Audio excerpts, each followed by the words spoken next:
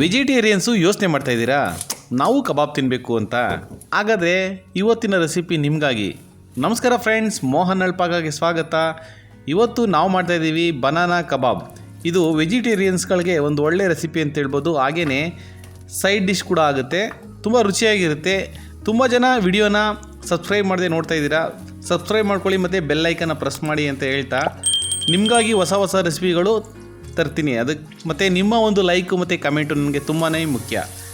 ಬನ್ನಿ ಫ್ರೆಂಡ್ಸ್, ಇವತ್ತಿನ recipe banana ಕಬಾಬ್ ತುಂಬ ಸಿಂಪಲ್ ಇದೆ. ಇದನ್ನು ಯಾವ ರೀತಿ ಮಾಡೋಣ ಅಂತ ನೋಡೋಣ.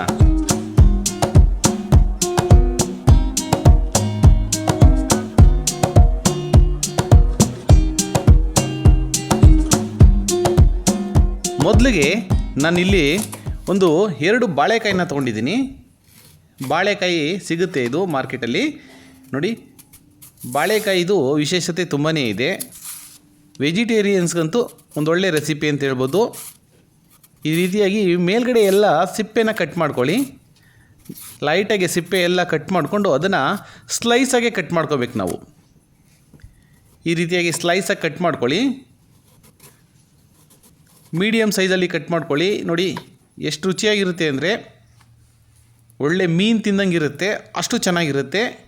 ಈಗ ಇದನ್ನು ಕಬಾಬ್ ಪೇಸ್ಟ್ ಮಾಡ್ಕೊಳ್ಳೋದಕ್ಕೆ ಇಲ್ಲಿ ನಾನು 2 ಸ್ಪೂನ್ ಶುಂಠಿ ಬೆಳ್ಳುಳ್ಳಿ ಪೇಸ್ಟ್ನ ಯೂಸ್ ಮಾಡ್ತಾಯಿದ್ದೀನಿ. ಮತ್ತು ಅಂಗಡಿನಲ್ಲಿ ಸಿಗುವ ಯಾವುದೇ ಕಬಾಬ್ ಪೌಡ್ರು ಕೂಡ ನೀವು ಯೂಸ್ ಮಾಡ್ಬೋದು, ಇಲ್ಲ ಮನೆಯಲ್ಲೇ ಕೂಡ ಮಾಡ್ಕೊಬೋದು. ವಿಡಿಯೋ ಎಂಡಲ್ಲಿ ನೋಡಿ ಯಾವ ರೀತಿ ಕಬಾಬ್ ಪೌಡ್ರನ್ನ ಮಾಡ್ಕೊಳ್ಳೋದು ಅಂತ ನಾನು ನಿಮಗೆ ತೋರಿಸ್ತೀನಿ. ಈ ರೀತಿಯಾಗಿ ಎಲ್ಲ ಚೆನ್ನಾಗಿ ಕಲಿಸ್ಕೊಳ್ಳಿ. ಮೊಟ್ಟೆ ಏನು ಹಾಕೋದು ಬೇಕಾಗಿಲ್ಲ. ಸ್ವಲ್ಪ ನೀರು ಹಾಕ್ಕೊಳ್ಳಿ. ಗಟ್ಟಿ ಅನಿಸಿದ್ರೆ ಸ್ವಲ್ಪ ನೀರು ಹಾಕ್ಕೊಂಡು, ಜಾಸ್ತಿ ತೆಳ್ಳಗೆ ಮಾಡಬೇಡಿ. ಸ್ವಲ್ಪ ನೀರು ಹಾಕ್ಕೊಂಡು ಎಲ್ಲ ಪೇಸ್ಟ್ ಮಾಡ್ಕೊಬೇಕು.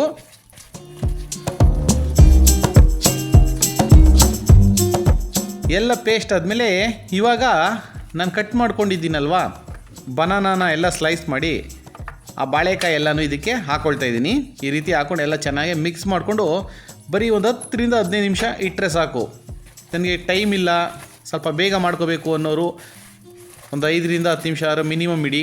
10 ನಿಮಿಷ ಇಟ್ಟು ನಾವು ಮಾಡ್ಕೋಬೋದು, ಜಾಸ್ತಿ ಏನು ಟೈಮ್ ತೊಗೊಳ್ಳಲ್ಲ.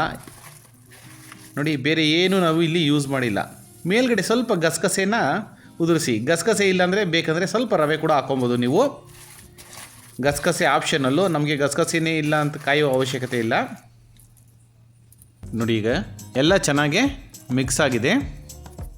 ಈಗ ಬಾಳೆಕಾಯಿಗೆ ಪ್ರತಿಯೊಂದಕ್ಕೂ ಈ ರೀತಿಯಾಗಿ ನೋಡಿ ಒಂದು 10 ನಿಮಿಷ ಇಡಿ. ಈಗ ಎಣ್ಣೆ ಎಲ್ಲ ಕಾದ್ಮೇಲೆ ನಾವು ಬಾಳೆಕಾಯಿನ ಒಂದೊಂದೇ ಇದಕ್ಕೆ ಮೀಡಿಯಮ್ ಫ್ಲೇಮಲ್ಲೇ ಇಟ್ಕೊಂಡು ಹಾಕ್ಕೊಳ್ಳಿ. ಯಾಕಂದರೆ ಫ್ಲೇಮ್ನ ಜಾಸ್ತಿ ಆಗಿ ಇಟ್ಕೊಂಬಿಡಿ, ಎಲ್ಲ ಸೀದೋಗುತ್ತೆ.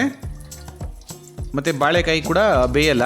ಹಾಗಾಗಿ ಫ್ಲೇಮ್ನ ಒಂದು ಮೀಡಿಯಮ್ ಇಟ್ಕೊಂಡು ಚೆನ್ನಾಗಿ ನಾವು ಇದನ್ನು ಬೇಯಿಸ್ಕೊಬೇಕು. ಎಲ್ಲ ಈ ರೀತಿಯಾಗಿ ಒಂದು 5 ನಿಮಿಷ ಮೀಡಿಯಮ್ ಫ್ಲೇಮಲ್ಲೇ ಬೇಯಿಸ್ಕೊಳ್ಳಿ.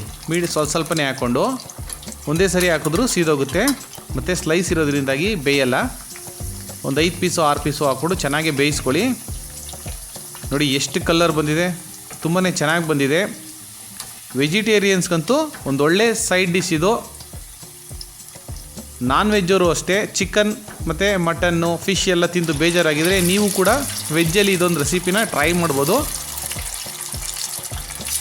ಇನ್ನು ಮತ್ತೆ ಉಳಿದಿರೋ ಬಾಳೆಕಾಯಿ ಎಲ್ಲನೂ ಈಗ ನಾನು ಚೆನ್ನಾಗಿ ಬೇಯಿಸ್ಕೊಳ್ತಾ ಇದ್ದೀನಿ. ನೋಡಿ ಎಲ್ಲ ಬೆಂದಾಗಿದೆ. ಮತ್ತು ಇವಾಗ ನಮ್ಮದು ಬಾಳೆಕಾಯಿ ಕಬಾಬ್ ರೆಡಿಯಾಗಿದೆ. ಇದನ್ನು ಈಗ ನಾವು ಸರ್ವ್ ಮಾಡ್ಕೊಳ್ಳೋಣ. ನೋಡಿ ಎಷ್ಟು ಚೆನ್ನಾಗಿ ಒಂದೊಂದೇ ಸ್ಲೈಸಾಗಿ ಬಂದಿದೆ. ಈ ರೆಸಿಪಿ ನಿಮಗೆ ಇಷ್ಟ ಆಗಿದೆ ಅಂತ ಭಾವಿಸ್ತೀನಿ ಫ್ರೆಂಡ್ಸ್. ಇಷ್ಟ ಆದರೆ ಲೈಕ್ ಮಾಡಿ, ಶೇರ್ ಮಾಡಿ ಮತ್ತು ಕಮೆಂಟ್ ಮಾಡಿ. ಮತ್ತು ನಮ್ಮ ಚಾನಲ್ನ ಸಬ್ಸ್ಕ್ರೈಬ್ ಮಾಡ್ಕೊಳ್ಳಿ. ಮುಂದೆ ಹೊಸ ರೆಸಿಪಿಯೊಂದಿಗೆ ಬರ್ತೀನಿ. ಅಲ್ಲಿವರೆಗೂ ಬಾಯ್. Thank you.